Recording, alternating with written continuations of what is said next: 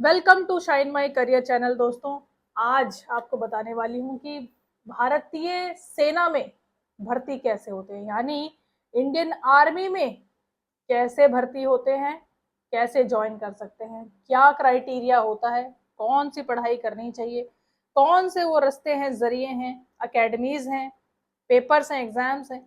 उनको क्लियर करने के बाद आप कैसे भारतीय सेना को ज्वाइन कर सकते हो, मिलिट्री फोर्सेस को ज्वाइन कर सकते हो, खासकर इंडियन आर्मी को ज्वाइन कर सकते हो। कोशिश करूंगी कि इसके नेक्स्ट वाला वीडियो में बनाऊं कि इंडियन एयर फोर्स को कैसे ज्वाइन किया जा सकता है, क्या क्राइटेरिया होता है, क्या पढ़ाई करनी पड़ती है, कौन से एग्जाम्स देने पड़ते हैं, किस तरह की ट्रेनिंग से गुजरना पड़ता है, और देश के लिए एक अनुपम सेवा का आप मौका उठा सकते हो। भारतीय सेना में भर्ती होने के लिए अभी बहुत सारे लोग सोच रहे होंगे, क्योंकि जिस तरह से ऑपरेशन सिंदूर की ब्रीफिंग कर्नल सोफिया कुरैशी ने आके दिया, व्योमिका सिंह जो एयरफोर्स में उन्होंने आके दिया, उसके बाद कई सारी लड़कियां शायद सोच रही होंगी कि हम भी कुछ ऐसा करें और अपने देश का नाम रोशन करें, अपने परिवार का नाम रोशन करें और एक प्राइड के साथ, एक शौर्य के साथ जी सकें।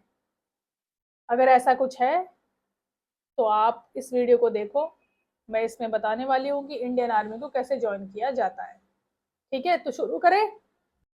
टेक्निकली इसमें बहुत सारी चीजें हैं जो एक ही वीडियो में ऐसे इम्प्रॉम्प्टू नहीं बताया जा सकता। ठीक है, तो मैं इसमें डिस्कशन जैसा एक वीडियो बनाऊंगी। आप बीच बीच में जो इम्पोर्टेंट जानकारियां मैं दूंगी वो आप एक जगह नोट करते रहना। जैसे जैसे आपको लगता है कि हाँ ये मेरे काम का है, आप उसको नोट डाउन करके रखना। ठीक है, क्योंकि इसमें मुझे बहुत रिसर्च करनी पड़ी, बहुत सारी इंफॉर्मेशन मुझे मिली और कॉम्प्लिकेटेड थी, मतलब कंफ्यूजिंग थी, पर फिर भी मैंने कोशिश की कि आपको एक कॉम्प्रिहेंसिव तरीके से पॉइंट वाइज दूं चीजें। ठीक है, एक ही जगह से आप कहीं से ले नहीं सकते हो इसको, not even from chat GPT. Up to date information, सही सटीक जानकारी, उसको इकट्ठा करने के लिए मुझे टाइम लगा है। तो आप इस वीडियो को पूरा देखो ताकि मेरी मेहनत भी इसमें सफल हो। ठीक है, तो चलिए शुरू करते हैं 2025 के हिसाब से। हाँ, उससे पहले मैं आपको एक चीज बताती हूँ कि ये जो पहलगाम वाला अटैक हुआ था, उसमें जो आतंकवादियों ने अटैक करा था, उसमें जो न्यूज चैनल वालों ने दिखाया वो तो बहुत सारी अलग अलग चीजें दिखाई उन्होंने। ठीक है, पर उसमें से एक मुख्यतः चीज जो सबके सामने नहीं शायद आ पाई, वो ये थी कि सेना के लोग नहीं है उतने जितने होने चाहिए। ठीक है, मतलब सरकार उनकी भर्ती कर नहीं ही रही है, जितने होने चाहिए उतने नहीं है। अब उनकी क्या पॉलिसी है इस बारे में तो मैं नहीं जानती, बट द थिंग इज कि recruitments are not going on since few years. कुछ सालों से रिक्रूटमेंट नहीं हो रही, पर जिस तरह की सिचुएशन अभी हैं और आगे जिस तरह से हमें पता चला है, तो हो सकता है कि आगे आने वाले टाइम में रिक्रूटमेंट्स बढ़े, तो इस फील्ड में आप जा सकते हो, एक मौका मिल सकता है। फिर एक और क्वेश्चन था मेरे मन में कि जो कर्नल सोफिया कुरैशी हैं, उन्होंने बायोकेमिस्ट्री से पढ़ाई कर रखी है। ठीक है, something similar to something similar to my education. ठीक है, बहुत पहले मैंने किया था, पर द थिंग इज कि उसके बाद कैसे वो गई, तो मुझे उसका आंसर मिला नहीं एज सच। तो मेरे को थोड़ा सा वो देखना पड़ेगा, हो सकता है मैं आपको नेक्स्ट वीडियो में बता दूं, क्योंकि बायोलॉजी और बायोकेमिस्ट्री और ये सब पढ़ने के बाद भी वायुसेना को, सॉरी, इंडियन आर्मी को ज्वाइन किया जा सकता है, ये चीज़ मुझे नहीं पता थी। देखिए, हमें कितना कुछ नहीं पता होता। ठीक है, वो करना चाहती थी, उन्होंने कुछ रास्ता अपना वो किया होगा, then she is there and she is making a buzz. Okay, and it's a thing of pride for all of us. चलिए, तो शुरू करते हैं। जानकारी इंपॉर्टेंट है, नोट करके रखिएगा जहां जहां आपको लगता है कि ये मेरे काम का है। ओके, 2025 के हिसाब से कुछ इम्पोर्टेंट वेज हैं, मुख्य रास्ते हैं जो आपको वहां तक पहुंचा सकते हैं इंडियन आर्मी को ज्वाइन करने के लिए। ठीक है, सबसे पहला है एनडीए।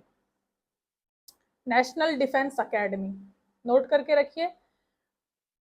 इसमें आपको जाने के लिए 12वीं के बाद आप जा सकते हो, और आपकी उम्र कितनी होनी चाहिए ये बहुत इंपॉर्टेंट है। एज क्राइटेरिया इसमें बहुत इंपॉर्टेंट होता है, ध्यान से रखिएगा सुन के। 16.5 साल से 19.5 साल के बीच में ही आप एनडीए ज्वाइन कर सकते हो, नेशनल डिफेंस एकेडमी ज्वाइन कर सकते हो आफ्टर 12th। सेकंड, सीडीएस, यह है कंबाइंड डिफेंस सर्विसेज। अब इसमें आप कैसे जा सकते हो? पहले तो आपके पास ग्रेजुएशन कंप्लीटेड होना चाहिए। सेकंड है कि आपकी एज होनी चाहिए 18 साल से लेके 24 साल के बीच में। एज क्राइटेरिया बहुत इंपॉर्टेंट है, मैं बार बार कह रही हूँ। फिर आप टेक्निकल एंट्री ले सकते हो। टेक्निकल एंट्री कैसे ले सकते हो? इसमें एज की वैसे कुछ खास लिमिट है नहीं।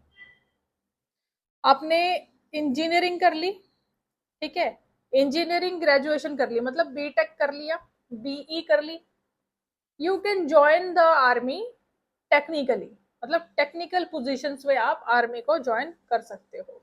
If you are an engineer then also you can join Indian army.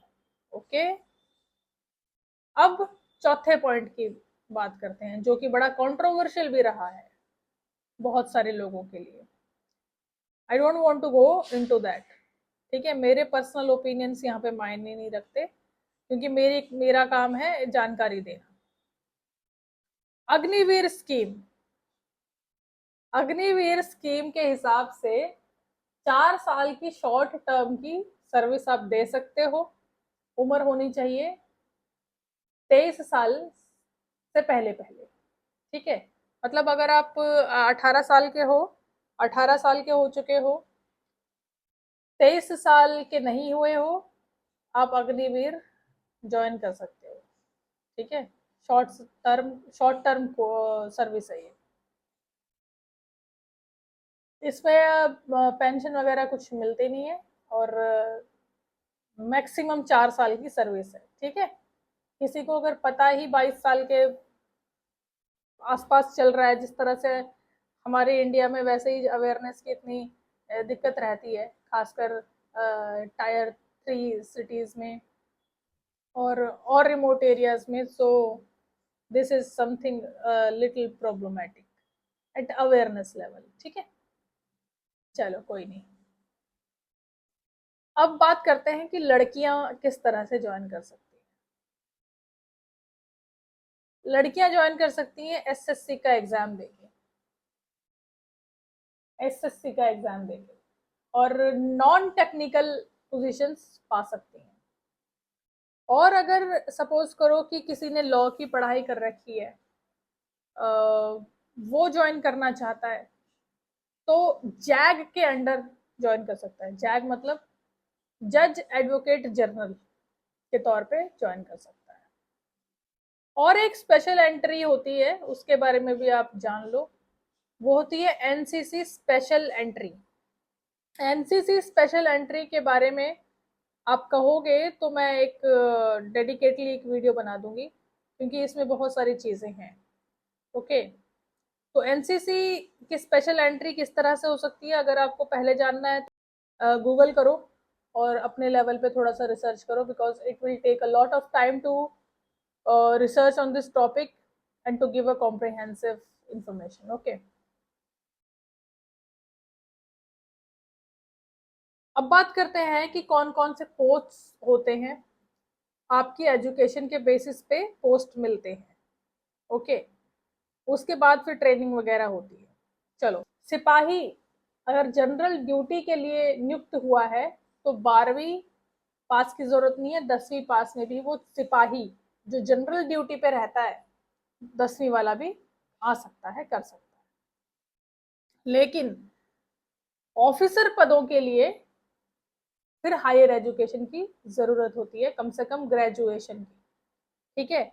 या तो अगर ग्रेजुएशन नहीं है तो टेक्निकल डिग्री की, जैसे डिप्लोमा हो गया, या किसी टेक्निकल फील्ड में आपने डिग्री ले रखी है, डिप्लोमा ले रखा है, जैसे मैंने बताया था बीई, बीटेक। ओके, तो अगर टेक्निकल डिग्री है तो आप फिर ऑफिसर पदों के लिए आवेदन भर सकते हो। आवेदन भर सकते हो का मतलब है कि जब ज्वाइनिंग के फॉर्म्स निकलते हैं तो आप उनको भर सकते हो अपनी क्राइटेरिया के हिसाब से। अब इंडियन आर्मी आप लोग ज्वाइन करने वाले हो तो आपको पता होगा ये कि फिजिकल क्राइटेरिया बहुत ज़रूरी होता है। तो मिनिमम हाइट कितनी होनी चाहिए? पुरुषों की होनी चाहिए 157 सेंटीमीटर और महिलाओं की होनी चाहिए मिनिमम, क्राइटेरिया बता रही हूँ मैं, वो होनी चाहिए महिलाओं के लिए 152 सेंटीमीटर। अब यहाँ पर ये सोच के आप ये मत करिएगा कि हाँ अब सिलेक्शन होता है, ठीक है, अब सिलेक्शन में बहुत लंबे लंबे लोग भी होते हैं, फिजिकली स्ट्रांग लोग भी होते हैं। ये मिनिमम क्राइटेरिया सेट होने से इसका मतलब ये नहीं है कि आपका सिलेक्शन हो ही जाएगा, ठीक है। बट हाँ अगर आप अत्यंत तीव्र इच्छा वाले हो और आपको ये करना ही है, फिर आप बिल्कुल अद्भुत इच्छा शक्ति वाले हो तो अलग बात है। पर द थिंग इज कि आप कॉम्पीट करोगे ना, कंपटीशन में तो जब लोग आपसे ज्यादा हाइट के होंगे, वजन उनका अच्छा होगा, दौड़ में अच्छे होंगे, फिजिकली काफी फिट होंगे, तो उनको एक एज मिलेगा। इस चीज को आप समझ के चलिएगा, ठीक है। और उम्र सीमा कितनी होनी चाहिए, यानी कि एज लिमिट जिसको हम कहते हैं वो कितनी होनी चाहिए? पद के हिसाब से होता है वो, पद के हिसाब से होता है। वंस यू गो जॉइन उस हिसाब से होता है, समझिए मैं क्या कह रही हूँ। पद के हिसाब से जो उम्र की सीमाएं हैं वो क्या है, 18 साल से 42 साल तक, ठीक है। अब हम बात करते हैं कि प्रोसेस क्या है सिलेक्शन का, ये इंपॉर्टेंट है, इसको ध्यान से समझिएगा। एक होता है रिटन एग्जाम। रिटन एग्जाम कौन कौन से हो सकते हैं? एनडीए, सीडीएस, जैसा मैंने बताया एनडीए, सीडीएस। और एक चीज मैं आपको बताना भूल गई कि टेरिटोरियल सर्विसेज होते हैं, ठीक है। जब मैं आपको ये बता रही थी ना कि किस किस तरह से आप जा सकते हो, जैसे एनडीएस से जा सकते हो, सीडीएस से जा सकते हो और अग्निवीर से जा सकते हो, तो एक टेरिटोरियल आर्मी भी होती है जो पार्ट टाइम सेवा होती है। मतलब भारत सरकार ने इसको कुछ समय पहले ही निकाला था। 18 साल से 42 साल की उम्र में आप पार्ट टाइम कर सकते हो, ठीक है। तो इसके लिए भी एक एंट्रेंस एग्जाम होता है, एक रिटन एग्जाम होता है जो आपको देना पड़ेगा। और उसके बाद एसएसबी का इंटरव्यू होता है जो कि पूरा 5 डेज का प्रोसेस होता है, एक लंबा चलने वाला प्रोसेस होता है, ठीक है, जिसमें आपको बहुत सारी चीज़ों के बारे में टेस्ट देना पड़ता है, ठीक है। जो इंटरव्यू का प्रोसेस है वो एक जटिल प्रोसेस है, एक मुश्किल प्रोसेस है। ऐसा नहीं है कि बस पूरी प्रक्रिया होती है, उसमें आपके साइकोलॉजी को अच्छी तरह से टेस्ट किया जाता है, ठीक है। और ऐसे होते हैं कि कई सारे टास्क होते हैं जो ग्रुप में आपको करने पड़ते हैं, देखना पड़ता है उनको कि भाई ये ग्रुप में बंदा कैसा परफॉर्म करेगा, क्योंकि एट द एंड आप में बहुत सारी क्षमताएं होनी चाहिए, साइकोलॉजिकली भी, फिजिकली भी, इंटरपर्सनल भी, बहुत सारी चीजें, ठीक है। उसके बाद ये सब चीजें होने के बाद पर्सनल इंटरव्यू होता है। अब उसके बाद ये मत समझिए कि खत्म, पर्सनल इंटरव्यू के बाद आपका होगा मेडिकल टेस्ट। समझ गए, एक लंबा प्रोसेस होता है ये, ऐसे नहीं होता। आप जो देख रहे हो ना कि हाँ भाई इन्होंने ज्वाइन कर लिया, ज्वाइनिंग भी मुश्किल होती है, वहां पर जाकर ट्रेनिंग भी मुश्किल होती है, फिर जो काम होता है वो भी मुश्किल होता है। सोचिए कि किस तरह के विचारधारा वाले और कितने स्ट्रॉन्ग मेंटालिटी वाले लोग हैं हमारी इंडियन आर्मी के अंदर। आ रही है बात समझ में?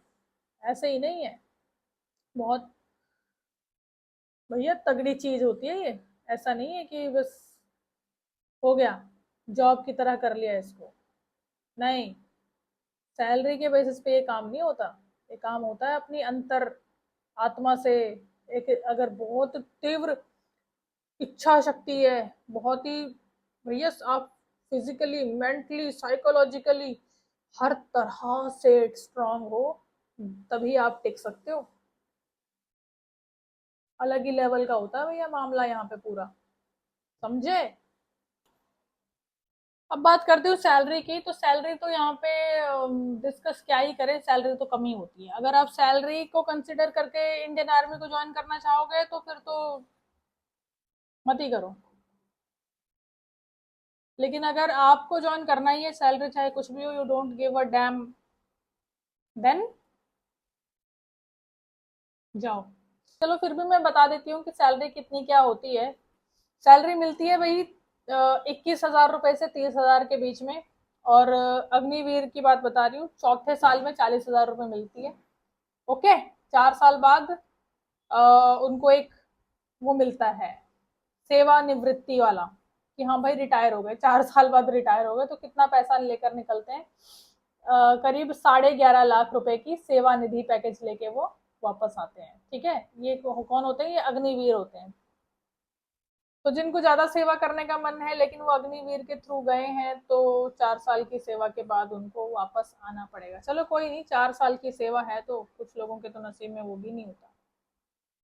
अब चलो बात करते हैं उन ऑफिसर्स की जो परमानेंट हैं और नियमित हैं, उनकी सैलरी का क्या रहता है। जो लेफ्टिनेंट होता है उनकी सैलरी होती है स्टार्ट होकर 56,500 रुपए से स्टार्ट होती है उनकी सैलरी। ठीक है, 56,100 to be very precise. Captain जो होते हैं उनका 61,300। मेजर जो होते हैं उनका होता है 69,400, 69,400। जब जनरल रैंक में पहुंचते हैं, जनरल रैंक तक जब पहुंचते हैं, तब 2.5 लाख रुपए सैलरी होती है हर महीने। ओके। पर इसके अलावा बहुत सारी ऐसी चीजें होती हैं जो कि सुविधाएं मिलती हैं, ऐसी बात नहीं है कि नहीं मिलती। There are a lot of things जिसमें पैसे बचते हैं, सेव होते हैं। अब बात करते हैं कि भत्तों की, अलाउंसेस की, कि क्या क्या मिलता है। अच्छा मिलता है, वो ठीक ठाक मिलता है, सब ठीक ही रहता है अगर ज्वाइन करते हो तो। महंगाई भत्ता होता है जिसको हम डीए कहते हैं, वो मिलता है। हाउस रेंट एचआरए जिसको हम कहते हैं, आपको सबको पता है, वो मिलता है।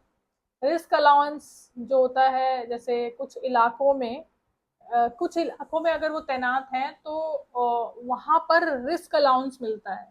ठीक है, जैसे फॉर एग्जांपल सियाचिन में है, कोई बॉर्डर एरिया में है, तो उसके ऊपर रिस्क है ना, तो 14,500 रुपए, 15,000 रुपए, इस तरह का एक पर मंथ का रिस्क अलाउंस मिलता है। ठीक है, और उसके अलावा मेडिकल सुविधा मिलती है और पेंशन मिलती है जब रिटायर होते हैं। ओके, अब बात करते हैं कौन कौन अप्लाई नहीं कर सकता, कौन बिल्कुल नहीं जा सकता इंडियन आर्मी में। अब ध्यान से सुन लो। सबसे पहली चीज, अगर उम्र का जो क्राइटेरिया है, एज लिमिट आपकी जा चुकी है, there is no chance, there is no chance. Age limit, age criteria is a big factor. Then second है एजुकेशन क्राइटेरिया। अगर एजुकेशन जितनी बेंचमार्क्ड है क्राइटेरिया में उतनी नहीं है, you will never be able to join Indian army. Critical बीमारियां हैं, जैसे हृदय रोग है, या फेफड़ों में कोई दिक्कत है, या आंखों में कोई दिक्कत है, या पैरों में कोई दिक्कत है, कुछ भी XYZ दिक्कत है, परेशानी है, मेडिकली फिट नहीं हो 100%, you will never be able to join. अब इम्पोर्टेंट बात, बहुत बड़ा, अगर कुछ भी क्रिमिनल रिकॉर्ड है, थोड़ा सा भी, हल्का सा भी। अब कुछ लोग सोचते होंगे कि चलो मेरे को तो ज्वाइन करना है, मेरे अंदर बहुत देशभक्ति है, काफी कुछ है, मैं ज्वाइन करूंगा, लेकिन पढ़ाई वगैरह कोई बात नहीं, फर्जी सर्टिफिकेट्स वो कर लूंगा, भूल जाओ। इंडियन आर्मी के पास फर्जी डॉक्यूमेंट्स बनाने की और उसे वेरीफाई करने की इतनी तगड़ी स्ट्रेटेजी है ना, कि आपको पता भी नहीं है, उसका एहसास भी नहीं है। तो फर्जी डॉक्यूमेंट चाहे जितने असली दिखें, चलेंगे नहीं इंडियन आर्मी में। मजाक बिल्कुल भी मत समझना इस चीज को, कि इंडियन आर्मी में आप ज्वाइन कर लोगे, आप हट्टे कट्टे हो, तगड़े हो, फिजिकली बहुत फिट हो, आपके अंदर हुलारे मार रहा है देशभक्ति, लेकिन डॉक्यूमेंट्स फर्जी हैं, बहुत असली दिख रहे हैं, डॉक्यूमेंट फर्जी हैं। भूल जाइए, भूल जाइए, कृपा करके भूल जाइए। जो फर्जी डॉक्यूमेंट्स देके इंडियन आर्मी के अंदर गया वो देश की क्या सेवा करेगा। यहाँ तो हर लेवल पे अपने आप को साबित करना पड़ता है। अगर डॉक्यूमेंट्स फर्जी बनाने की नौबत आ रही है तो आप असली डॉक्यूमेंट्स को जनरेट करने की ताकत रखनी चाहिए। ये हौसला, ये चीज होती है। अगर ये चीज चीज ही नहीं है वो वाली, तो फिर डॉक्यूमेंट्स फर्जी आप करते रहो, वहां पे जाकर क्या कर लो। पर्सनली किसी को नहीं बोल रही हूँ, सो तो प्लीज थोड़ा सा मेरे को हेट मत देना। पर आपको मैं ये बताने की कोशिश कर रही हूँ कि Indian army people are outstanding, are outstanding. कोई भी चीज ऐसी नहीं है कि वो बोले ना हम नहीं कर सकते, हम कर सकते हैं, हम कर सकते हैं, कर लेंगे। ये एटीट्यूड होता है जो सब में नहीं होता, इसीलिए तो इंडियन आर्मी में है। अब एक और इम्पोर्टेंट पॉइंट, कि अगर पहले से ही पुलिस की नौकरी आपने की है कहीं, या टेरिटोरियल आर्मी के कुछ पदों को छोड़ के आपने टेरिटोरियल आर्मी में कुछ सेवा दी है, then you will not be able to join Indian army full time. ठीक है। अब क्वेश्चन आता है कई बार मन में कि अग्निवीर की सेवा के बाद क्या पेंशन मिलती है। तो जी नहीं, अग्निवीर 4 साल की सेवा के बाद आप 11.5 लाख रुपए, टू बी वेरी प्रिसाइज 11,71,000 रुपए आपको मिलता है। उसके बाद आपको पेंशन नहीं मिलती। ठीक है। अब बहुत इंपॉर्टेंट बात बता रही हूँ मैं आपको, महिलाओं के लिए खासकर, कि क्या क्या रोल्स वो चुन सकती हैं। विशेष अवसर है महिलाओं के लिए, ये तो है ही है, लेकिन विशेष अवसर और है जो आपको जानने चाहिए। वो क्या, कि एनसीसी स्पेशल एंट्री मिलती है लड़कियों को ग्रेजुएशन के बाद।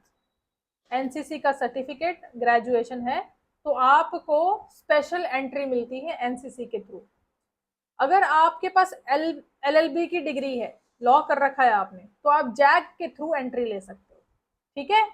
आप उसके बारे में थोड़ा इंडिविजुअली देख सकते हो कि उस एलएलबी करने के बाद अब बार काउंसिल में रजिस्ट्रेशन करवा सकते हो, करवाने के बाद आप इंडियन आर्मी को ज्वाइन कर सकते हो जैक के थ्रू। ओके। टेक्निकल एंट्री ले सकते हो एसएससी का एग्जाम क्लियर करने के बाद, ग्रेजुएशन के बाद।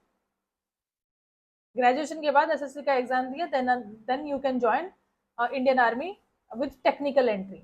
ओके। अब और कौन लोग ज्वाइन कर सकते हैं इंडियन आर्मी को।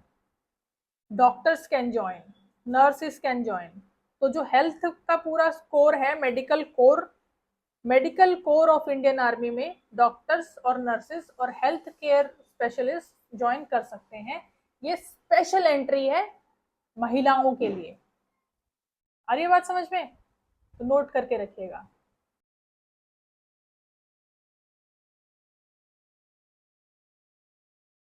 तो ये थी पूरी ओवरऑल एक जानकारी जो आपको जाननी चाहिए थी इंडियन आर्मी को ज्वाइन करने से पहले, क्या क्या चीजें होती हैं, सारी चीजें। अब मैं आपको बताती हूँ कि आपको अगर स्पेसिफिकली जानना है, ठीक है, एप्लीकेशन फॉर्म कहाँ से मिलेंगे और सिलेबस क्या होता है एग्जाम का, या और जो इम्पोर्टेंट छोटी मोटी और जानकारियां हैं, वो सारी की सारी जो है वो आपको 2 साइट से मिल जाएगा।